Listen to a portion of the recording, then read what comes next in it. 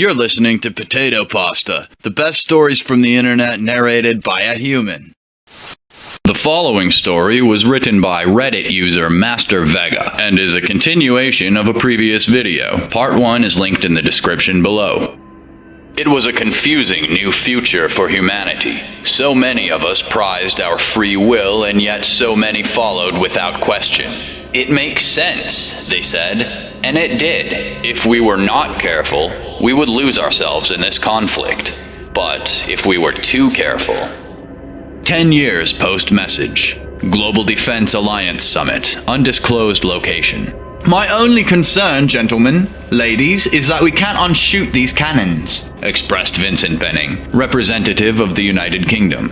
As I understand it, they're specifically incapable of accepting orders once launched, and their guidance systems are hardened against intrusion even from the latest conduit projectors. That is certainly the case, Mr. Benning, responded Haruka Ito, representative of Japan. But should we change our mind about our course of action, we have the next 20 years to employ alternative means. It had been discovered that the ancient humans had a better hold on their space-folding projects than was first believed. It was the foundation of their sensor and communication suites. There had never been a successful use that allowed matter through, but they had managed to send and receive radiation through infinitesimal points in space. They were still bound by light speed once a point was chosen, but the point could be reinitialized elsewhere in a matter of hours. The ancient vessel was able to maintain 10 of these, which it rotated periodically to harvest data. Knowing the vital nature of intelligence in war, new humanity had started building a network of thousands of the systems. Sending out a warning telling them to shift course might work in theory, but the database is eons old. Lingual drift could render everything the ancients knew about them entirely worthless. Then we wait for them to respond. And then we restate once the translation software pins down what their new language is. The Englishman took a deep breath and then slowly released it. Very well. I will make the case to Parliament. The other representatives murmured in varying flavors of approval or impatience. Ito slowly scanned from one end of the enormous table to the other before shaking her head. It was so uncharacteristic of her country for her to push so hard for the attack, but she had seen the footage of the ancient invasion. The enemy didn't simply destroy. Otherwise, humanity would be contending with relativistic weapons aimed at Earth. No, they sought something else. Something far worse.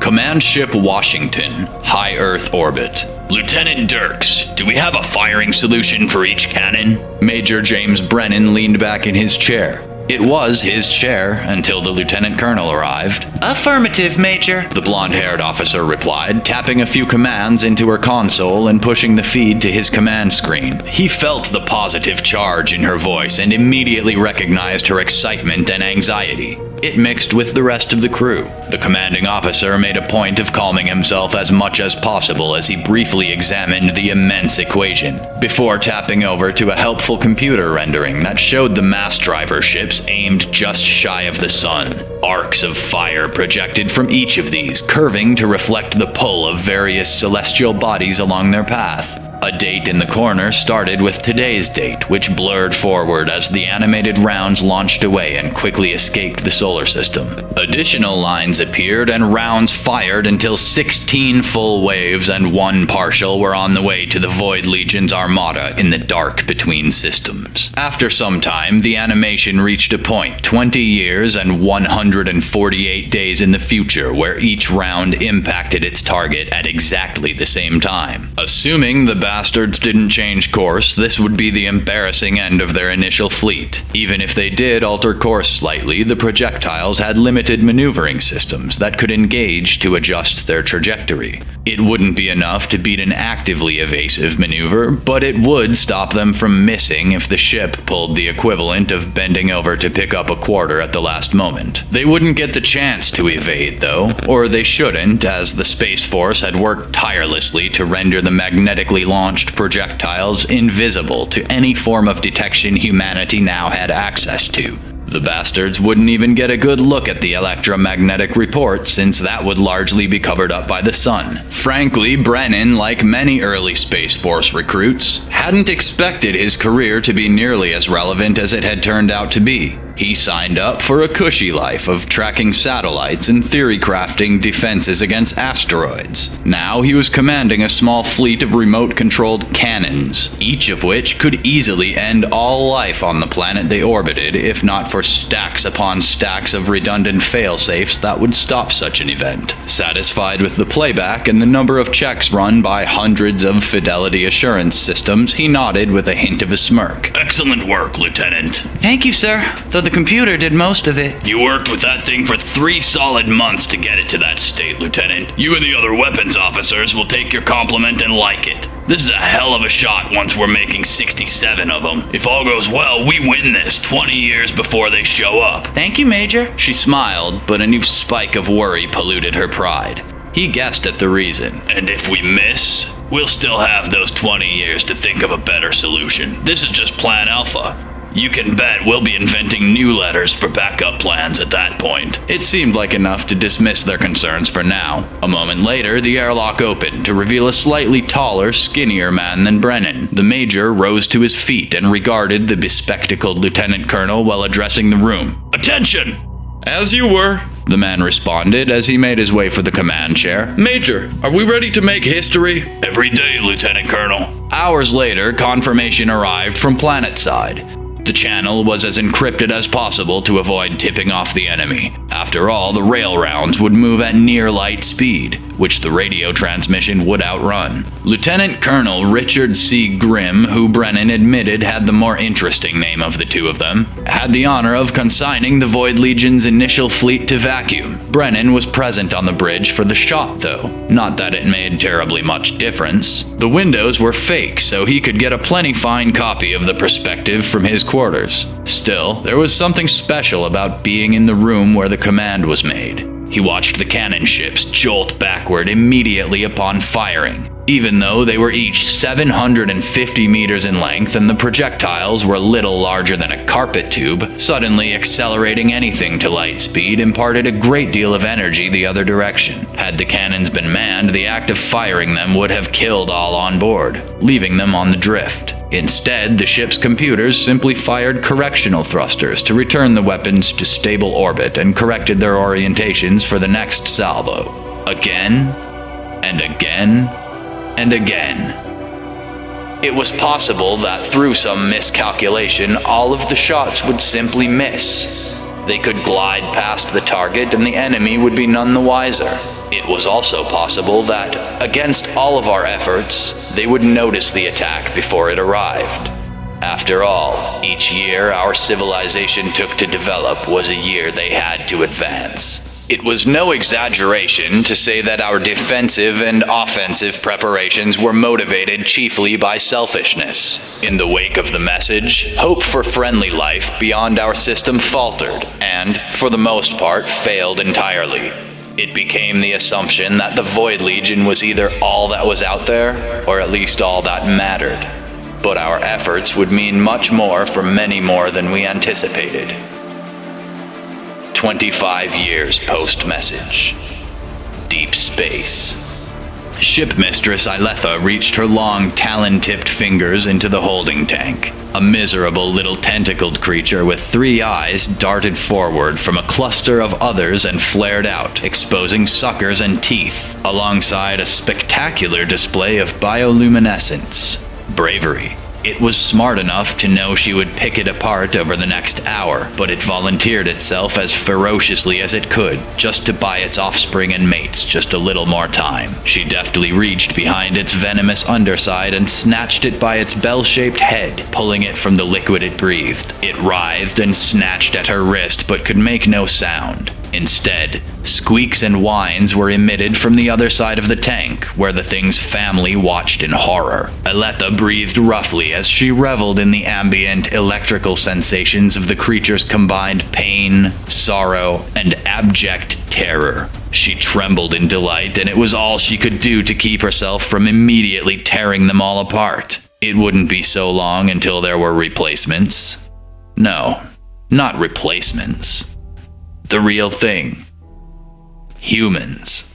Long had she and her kind despaired at their lack of control, for the last time they had encountered these morsels so long ago and yet so fresh in all of their memories. They had been so overwhelmed by the intensity of human emotion that they failed to preserve any for breeding stock. The high she felt from the suffering of the creature in her hand was insignificant before the memory of her last human. But it would have to do. Her terminal chirped with an important notification, and she unceremoniously dropped her victim back into its tank. It floated motionlessly for a moment before its family swarmed around it and pulled it back away from her. She giggled. Perhaps there was something to delayed gratification. Then she touched her terminal and mewled. Yes, First Talon? Ship mistress, we have a transmission from the human homeworld. The voice chuckled. They're already pleading with us. Play it for me.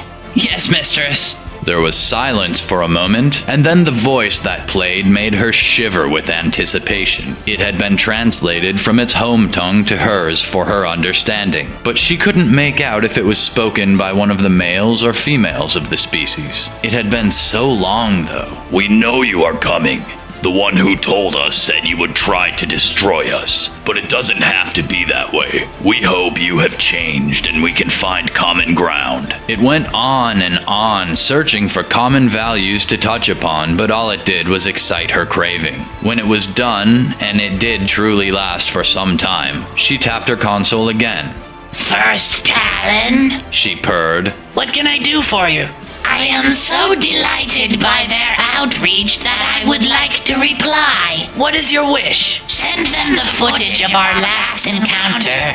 Mistress, you would give away our intentions? Do I hear you questioning me, First Talon? No, your greatness. Her second in command stammered. I would simply know how best to serve you. Would you enjoy the poetry of using their own communication technology to inform them immediately? That would be excessive and give them too much time. They might be primitive compared to when we last encountered them, but they make war now. If we aren't careful, they might descend into self-destruction before we can reach them. Send it from here as radiation. All of it. It will only arrive a short time before we do and stoke the fires a little. Imagine the intensity when we reach them. Yes, mistress. And First Talon? She sighed as she traced one of her claws in circles against the nearest aquarium wall. Send the new helmsman up to my quarters. I haven't tried him yet. There was chuckling and a few cheers on the other side. As you desire, replied her second in command, a slight growl of discontent coming into his voice. It was truly both a shame and a blessing, she reflected, that her kind could not feel each other as they felt other beings. It was something they had adapted out in their evolution, or perhaps never had at all. On one hand, it would be much easier to keep supply prey. On the other, they would likely have never made it to the stars at all. Defense Platform Bravo, High Orbit. Dr. Anthony Joshi sat in a surprisingly comfortable chair in one of the observation rooms. He wasn't altogether sure why he had been invited to this meeting, though he presumed it was mostly because he knew an important officer in the American Space Force. Still, he didn't expect to be sat down in the same room as the legendary Dr. Wright. She was no longer the young woman she had been when the ancient ship had been discovered, but she, like all other humans now, had benefited greatly from the bottle rocket. Elongated lifespan had been a paired benefit with the empathic lobes, and so she appeared to be in her mid-30s instead of her 50s. Joshi still looked to be about 40 years old, which was also how he looked in his 20s. It was a strange timelessness his family had, and his father had continued to look the same into his 70s, and now he supposed it would now stretch even further. Joshi had taken to shaving his head instead of keeping a wispy halo of hair. Good morning, everyone, came Brigadier General Grimm's voice as his image formed in the light at the center of the room. FTL comms intercepted a response to some early pirate broadcasts that got out shortly after this all started. I have some good news and plenty of bad news. well, get on with it. Dr. Wright mumbled before remembering herself and, in a moment of panic, searching for any indicator that she was muted. Joshi nodded to a flashing notice that said as much and gave her a thumbs up. She sighed in relief and sat back again. The good news is that we made the right decision 15 years ago. That's also the bad news. I'm going to spare you their actual response for the moment. It's graphic. You can view it if you wish, but I'll just summarize it for you here. It's worse than the records told us. The whole thing is years worth of video feed showing them torture captive ancient humans to death. They aren't here for conquest. They're a bunch of junkies who get high off of inflicting pain and distress. And it looks like we're their favorite drug. That explains why they are sending ships instead of just shooting our planet. One Japanese accented voice chimed in. She continued. We knew they weren't reasonable or efficient creatures, but now we know why. Joshi was still trying to find his words. Somehow, the threat of ultimate demise had become worse than before. How was anyone able to respond to that so quickly? So do we get to listen in when the rounds make contact? Asked Wright, who had unmuted them. Unless they start adjusting their course beyond correction range, that's the idea, the general responded. We intend to get some last-minute oversight from all of you. Make sure there isn't something we missed in the archives about our enemy. The line went quiet and Joshi had to check the connection indicator to make sure they hadn't dropped out.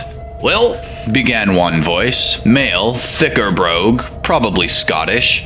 Communicating with projectiles is out. We expressly burned that bridge. Do we have a status update on the space folding project? Asked another voice, female, French. Joshi did not try to get all of their names. This conference was mostly above his pay grade, it seemed. He watched Dr. Wright tap the unmute icon again. Making slow progress, I'm afraid. Most of the other tech we got from the ancients just needed to be cited or put into a new form factor for us to put it to use. It was simple stuff, leveraging what they created. This is where most of their resources were going when they were attacked. Everything we're discovering now is as new to the ancients as it is to us. How much longer do you believe it will be until a matter transversible fold can be made? She rolled her eyes and Joshi stifled a laugh. He knew that look. He had made that look many times before. It's hard to place. 10 years, maybe? You said 10 years 5 years ago. And I would have probably told you the same 10 years ago. Most of our work has been learning the science behind the mechanisms, finding the ancients' old dead ends, and making our own new ones. You're asking me to predict the future, Celine. I'm giving you my estimate based off of what I know now. If I might interject, Joshi surprised himself by actually speaking. I have another idea that leverages space-folding communications. Wright turned to look at him and half shrugged, half waved him on. You have the floor, Mr. Joshi. It's actually it doesn't really matter. Can we get any analysis on their sensor capabilities? Did they take anything from the ancients when they pillaged them last time? We're fairly certain they did, actually, the general answered. Most of their sensors are radar, LiDAR, and the like, but we have picked up interference consistent with space folding. We haven't seen counterpart interference show up here, though. We suspect they're communicating with their kind elsewhere. Thank you, General. Well, I think I might have an idea then. Somewhere, listening from the commander's quarters of his own ship, his friend Brennan grinned as the engineer explained his plan. Or really, the pieces the more strategically inclined would use to form a plan. This was exactly why he had pulled strings to have himself invited. Just a handful of years until first engagement, we labored away at plan after plan, scheme after scheme, strategy after strategy. We erected massive works, foundries that, when completed, would pour forth weapons and vehicles, armor and equipment, the quantity and advanced capabilities of which had never been seen. We pushed limits, squeezed every last edge we could out of what we had. We would learn very soon if we indeed possessed the sorts of devious minds capable of killing a horde of monsters flying at light speed. Thanks for sticking with me till the end. If you enjoy my narrations, please hit the like button and subscribe to the channel. If you want to know when new videos come out, hit the bell and make sure you select all notifications. I know it's annoying to ask, but it really does help the channel reach more people. Thank you.